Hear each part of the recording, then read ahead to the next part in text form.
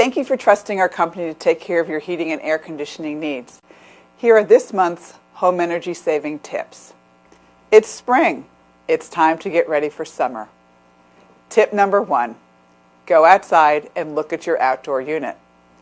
Make sure the area around the unit is clear of winter dirt, leaves, and grass. Your unit needs proper air movement to work efficiently.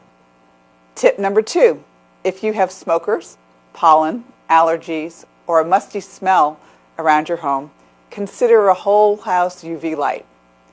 A whole house UV light eliminates these odors, molds, bacteria, pet odors, and musty smells throughout your home. Call us at the number below for more information. Tip number 3, change your filters. A clogged filter causes your HVAC system to work harder. It's like breathing through a paper bag. It uses more energy. Clogged filters cause you to write larger checks to your utility company. It's time to have your air conditioning system maintained by a professional company like us. Manufacturers recommend that you get your system checked and maintained at least once per year to save money on your electric bills. Better yet, join our exclusive maintenance program for hassle-free maintenance and great benefits.